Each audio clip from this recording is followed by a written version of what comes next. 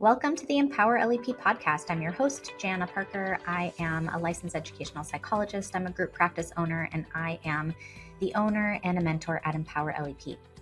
Today, I had the pleasure of hosting Tim McIvor. He is of schoolpsych.com. He is really inspirational and a total entrepreneur, and he has been developing this passion project, schoolpsych.com, since 2014. He's turned it into a little business where he has really excellent continuing education and professional development for school psychologists. So really innovative. Loved talking to him, hearing all about his story as a school psychologist himself, going from Nevada to Florida, and kind of hearing about little details of his career.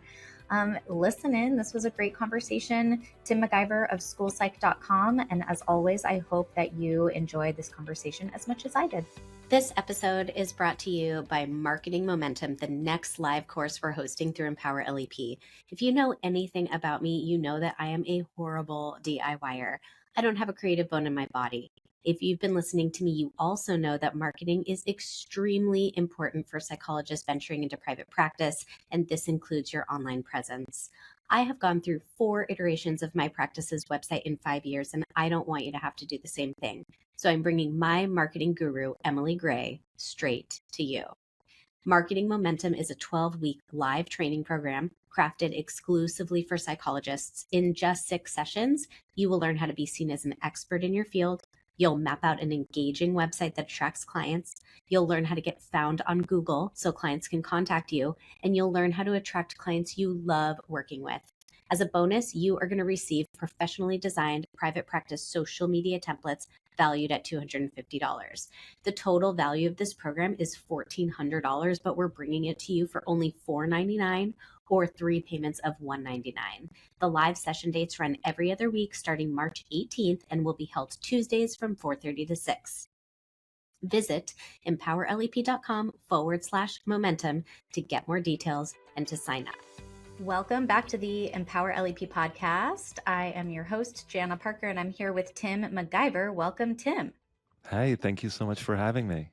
Absolutely. It's my pleasure. I'm really excited to talk to you because I don't know a lot about you, and I think you have some pretty interesting things to share with the audience about kind of who you are, how you got started, and how you've come to where you are today. For sure. Yeah, I'd love to tell my story. Wonderful. So for those of you who don't know, Tim runs schoolpsych.com, which I am just so impressed that you even got that domain. I mean, thank you. You must have thought of this a while ago in order to have gotten that domain. So I'm excited to hear about that. You want to start there? How'd you get that domain? With the URL. Yeah, That's what I mean, URL. I was going to buy like schoolpsychtech.com because I was big into school psychology and technology. And that was taken. And then I tried like different like schoolpsychsomething.com. And then finally I was like, it'd be crazy if I just typed in schoolpsychology.com and see if anything popped up. And that didn't work. And so I thought, what if schoolpsych.com is available? Like just a shot in the dark. And it was a $1,500 fee to buy it.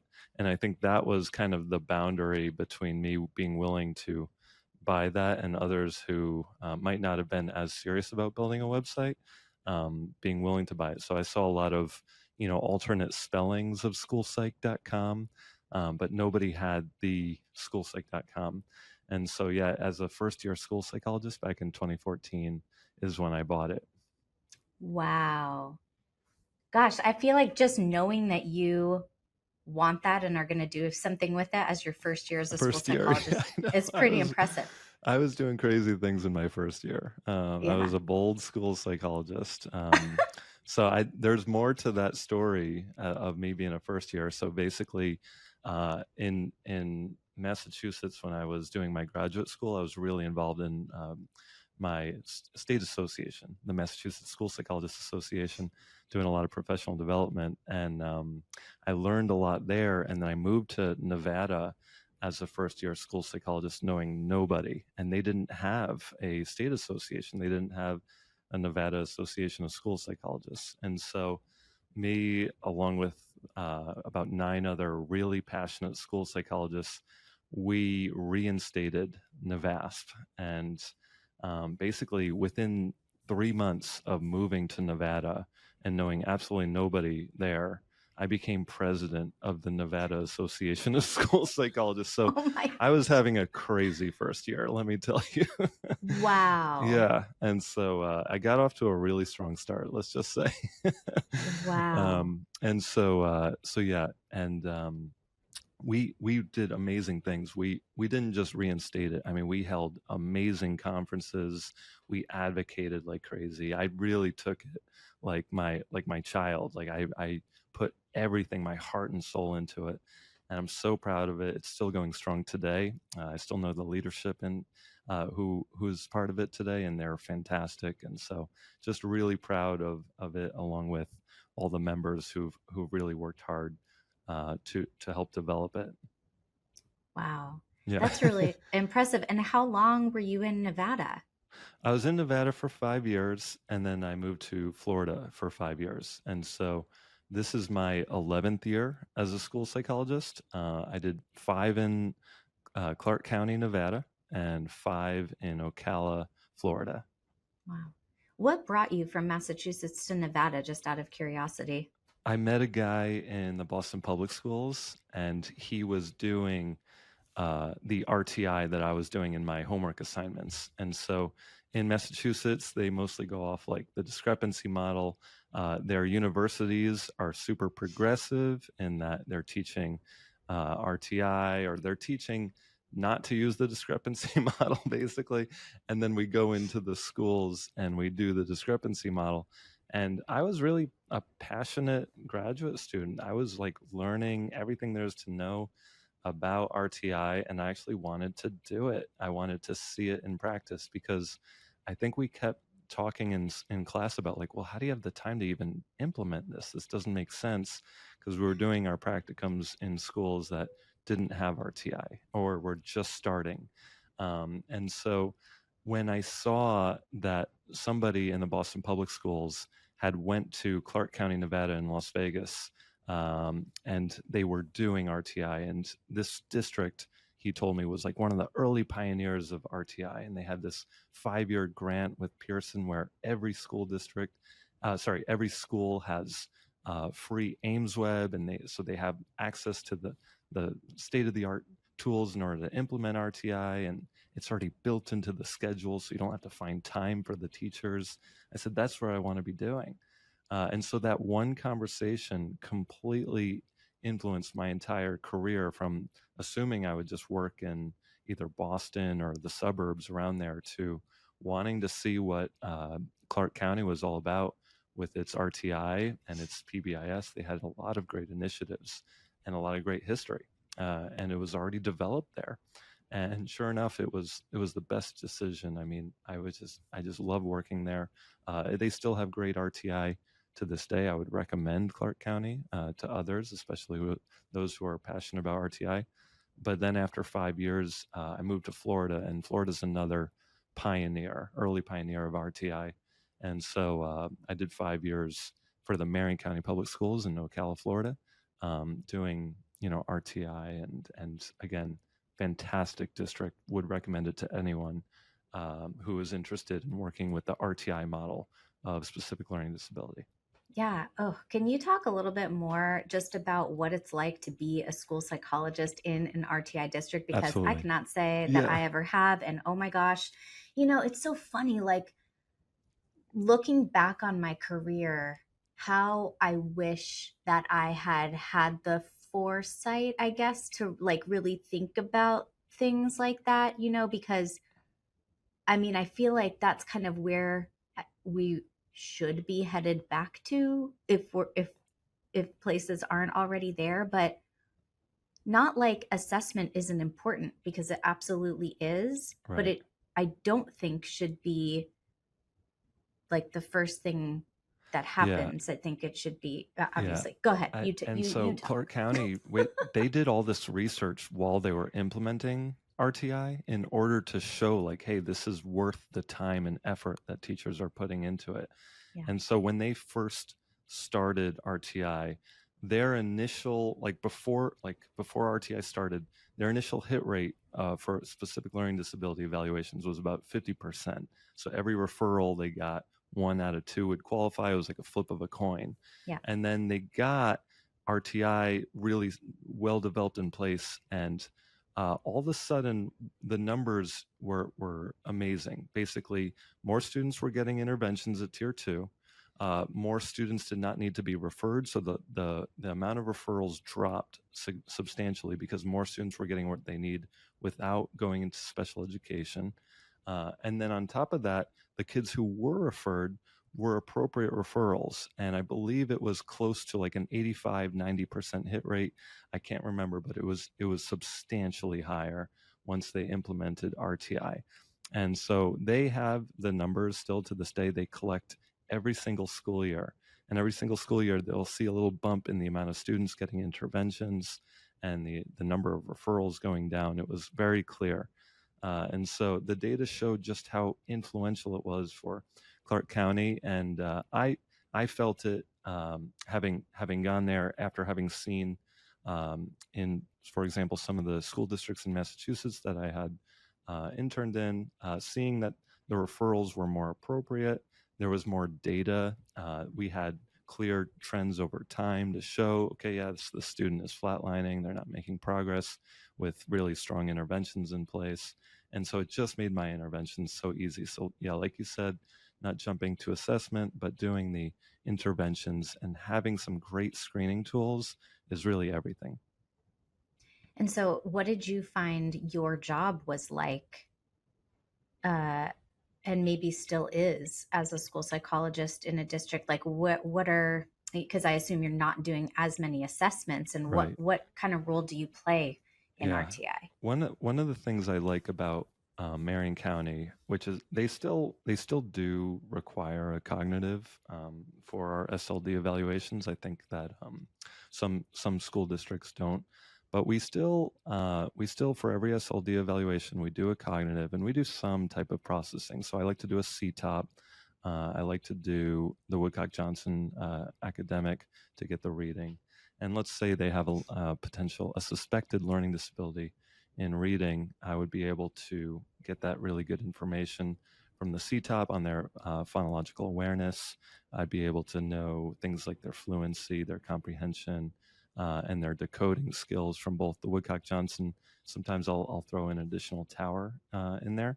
And basically between those three, and then the cognitive on top of that to rule out IND, I would get some really good data in order to inform the parents. And I think my progression as a school psychologist was, at first, I was really just kind of asking, like, okay, do the students qualify or not? And then I would give everything to the special education teacher to figure out services and things like that. I started getting more interested in things like the science of reading things from Matt Burns, things from Kilpatrick. And one of the things David Kilpatrick said that really helped me, for those of you who don't know, I'm sure you know him, but school psychologist and science of reading expert, he said, a CTOP is extremely helpful to get at that phonological awareness and to be able to recommend those types of interventions if they're really struggling, because that is the foundation of reading in the Big Five. And so I started being able to, at these IEP meetings, as my career progressed, being able to give really strong phonics recommendations to parents and teachers, being able to give strong phonological awareness recommendations, rather than just saying, yeah, I think they qualify and let's go to the services part of the IEP.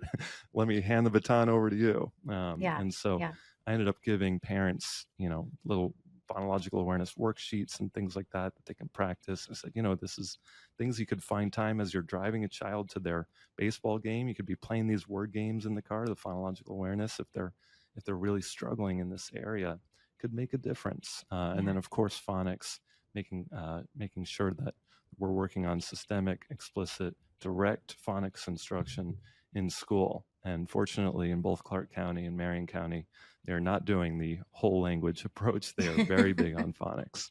And so I've seen especially with Marion County, I've seen amazing interventions put in place around the big five. And so like they'll basically say, okay, we have the intervention starting with phonological awareness. And then once they seem to show mastery in that, then we'll bump it up and it's like a staircase just based on the big five. Then we'll bump it up to phonics. And so you'll see there's like interventions at each level, and it's very much based on research.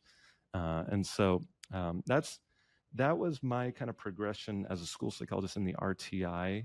Is a lot is trying to really learn the science of reading, learn behavior interventions, and trying to recommend really strong interventions. Yeah. As a school psychologist in both of those states and counties, were you doing the achievement testing? Yeah, in both of them, yes. Yeah.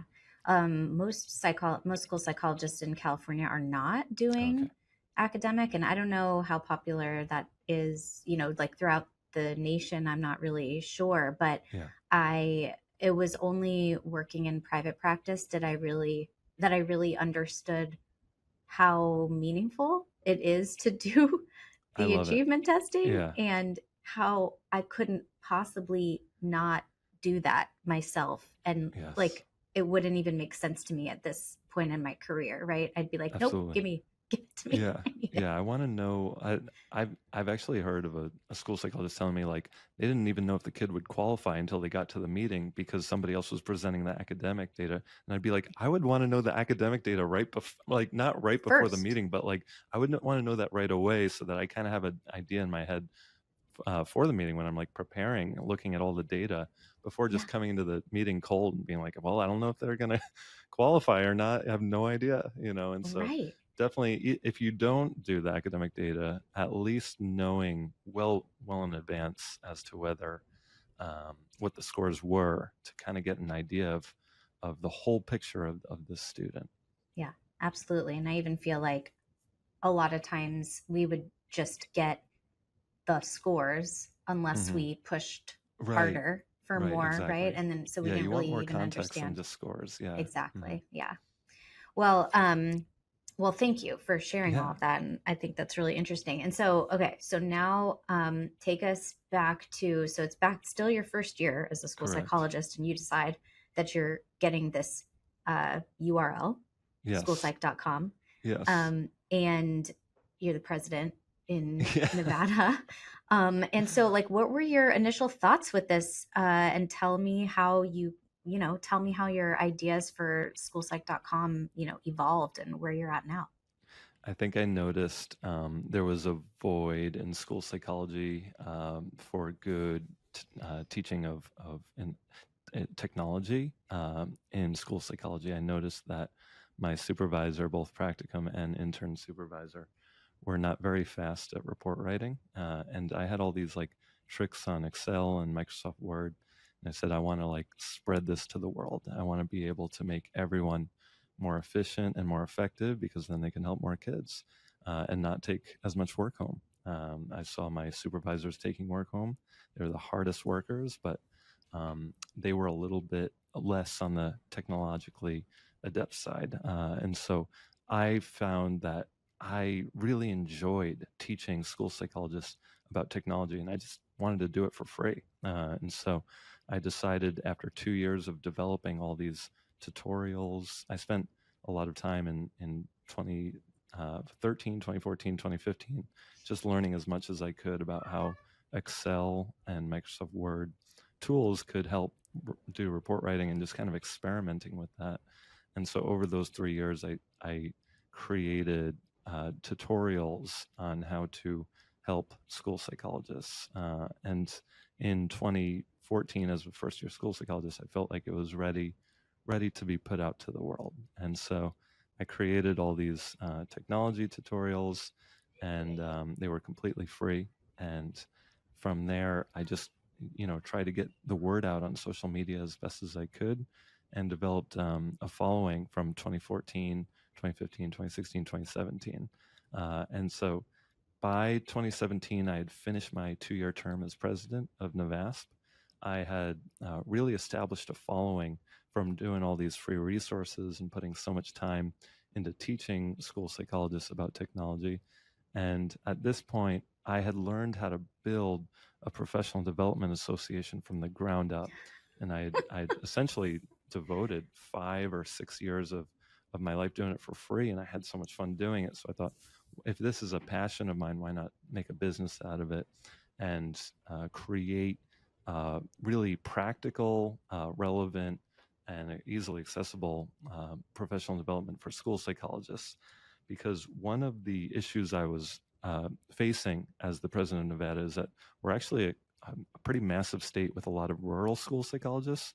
And so, although we would hold our conferences in Las Vegas, a lot of the school psychologists from Reno, from Elko, Carson City, a lot of other parts of Nevada would never be able to make it. They didn't want to travel. And so the idea came to mind, like, I really want to make accessible school psychology professional development for everyone. And so that's exactly what I set out to do. I set out to create recorded webinars, and it was not easy at all. I needed to work with various software engineers over the years to create this, because it's not like you could just throw something on YouTube and have someone on the honor code say, yeah, I watched it. There's all these different requirements that NASP has in order to create this type of professional development and be a NASP approved provider of recorded webinars. It's more intensive, the requirements are, than live webinars. And so basically I worked on that from starting in 2017, and I get feedback from every evaluation feedback. And part of the feedback is asking, like, your thoughts on how schoolpsych.com could improve. And so learning just over the years, getting so much feedback and constantly working on improving it over these past 7 to 8 years. And so, yeah, that's where schoolpsych.com is today. Awesome. And so when people go to schoolpsych.com, what are the different things that they can find? And do you still have your older resources up from? So I turned those into webinars that people could purchase for $25 an hour. It's like a 1 hour webinar for $25. Nice. And basically, the very first 12 webinars were actually all just from me, from all those tutorials and things. I just put them into webinars. I was honestly broke. Like, I didn't have enough money to pay speakers. And so that was the story behind it. And, I think there's probably business majors out there that would say never start a business when you don't have any money. But I think I did everything wrong in business, and I had to learn kind of the hard way just by diving in. I never took a business class in my life, but that could also be a good thing. I don't ever want to be too much on the business side. At the end of the day, this came from a passion of wanting to teach school psychologists about how to be more effective at their job. And that to me is more important than anything. Mm-hmm. Yeah, well, I love that. And like, there's never enough professional development that we can do, so having a place to find, access to really interesting and helpful information is great, and we can go to the different state organizations and get things, but they don't have everything. So sure. Yeah, I love what you're doing. It's just the idea that you can access all of these top leaders in school psychology all just right from your computer. That was kind of the dream of mine. And so after those first 12, I didn't make any more webinars. I decided I really wanted to branch out and ask the top experts in school psychology to present. And by that point, through those first 12, I had generated enough revenue to just take all that revenue and put it back into speakers. And so from there, I now have 51 webinars up on the website, and I'm extremely proud of all of them. And we've got even more coming very soon. Yeah, that's awesome. How do you recruit people to do these? And has anyone ever said, like, no, I don't want to anymore? Yeah, I mean, it's not necessarily for everyone. There might be people who, for one reason or another, might not be interested. But one of the requirements I have is that you must present at NASP in order to do this, because NASP has very rigid requirements about making sure that this is truly somebody who's qualified. And so they have the experience presenting at NASP. That means they have the expertise. And so that is one of my recruitment strategies. Is I see, okay, they're presenting at NASP, and maybe they have a big popular, an interesting topic. They're getting a big crowd of people. It's a lot of it is about like what's popular, what are school psychologists interested in, and trying to magnify the voices of those who are really helping make the biggest impact in professional development.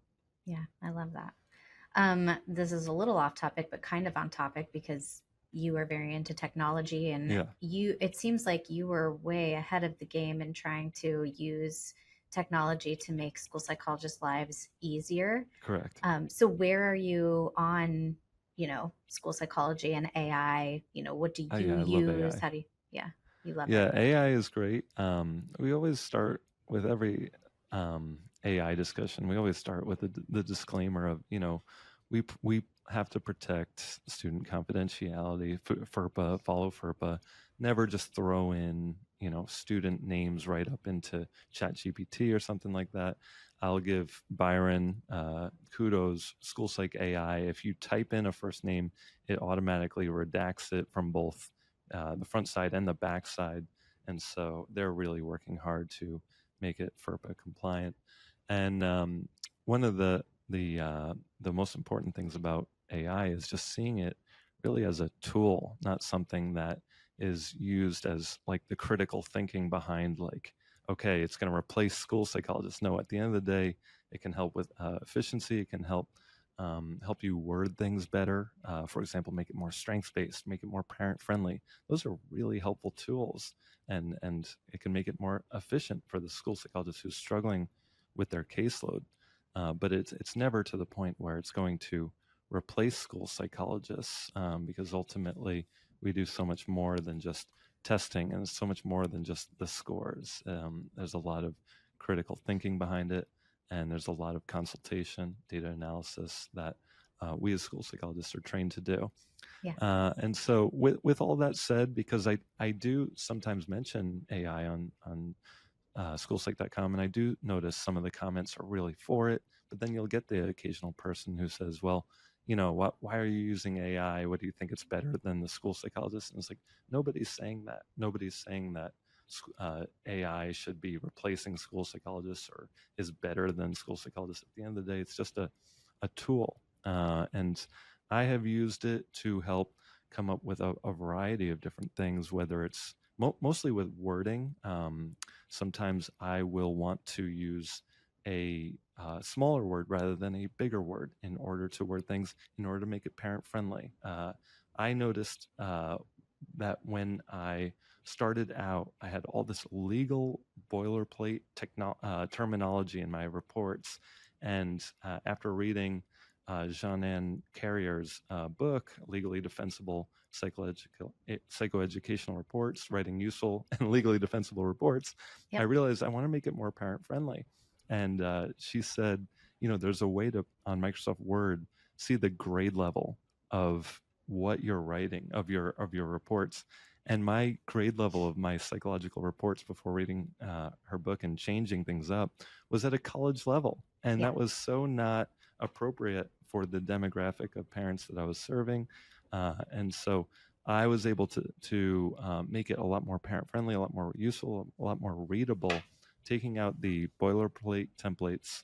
I know some school psychologists can't, it's district mandated, but I was able to take those out and then put in very parent-friendly verbiage, and it knocked it down to a high school grade level as far as readability, which is so much better. And then on top of that, ChatGPT has helped enhance that even more. Yeah. Yeah.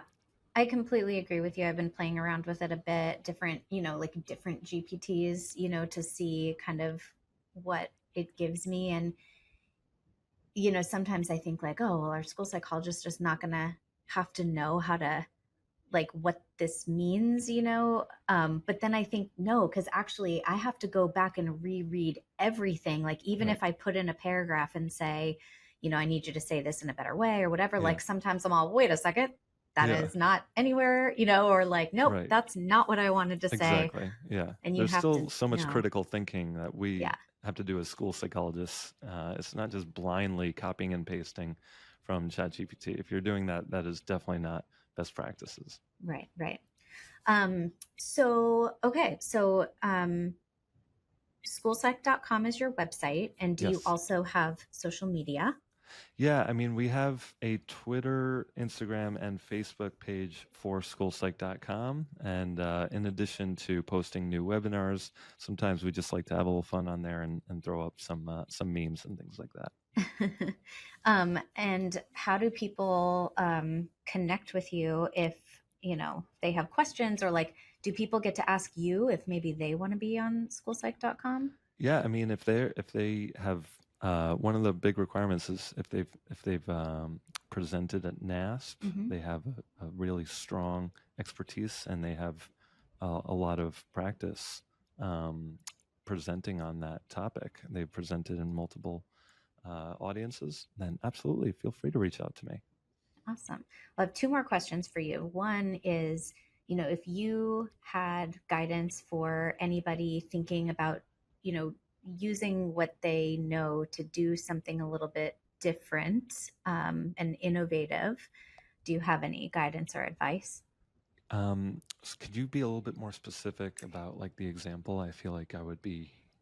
I feel like it's too broad. If you It's a gave me big something more question. specific, I would be able to answer that better. So, like, I always think, there was something that made you go, you know what? I'm going to start a state organization, or I'm going to start this website, right? And I feel like there's like a, Yeah, I know what you're talking about. It's like like, filling a void. It's like you exactly. see Yeah. with Nevada, I saw a void and I filled it. And then I Hmm. saw on the national level, there's a void for not enough accessible recorded webinars, and I just filled it. Whatever you're trying to develop or be innovative about, or even just as an entrepreneur, let's say, for example, you're interested in private practice as a school psychologist, and you notice that there's not a lot of school psychologists doing private practice in your area. You're filling that void. Whereas Right. if there's too much, but maybe a town over there isn't, it's really just all about trying to fill a void. Hmm. Yeah, I love that. And my other question is, like, where I feel like you've done so much in 11 years. Like, where are you going in the next Oh my 10 gosh, years? such a good question, because I would have never imagined myself here in 10 years. But I think that what's crazy is that I work on this every single day, and that's kind of the beauty of it. Yeah. When Stephen Brock was getting his Lifetime Achievement Award, it's 40 years of him working on, his career. And they started just because he's such a humble guy, you don't know half the things he's done.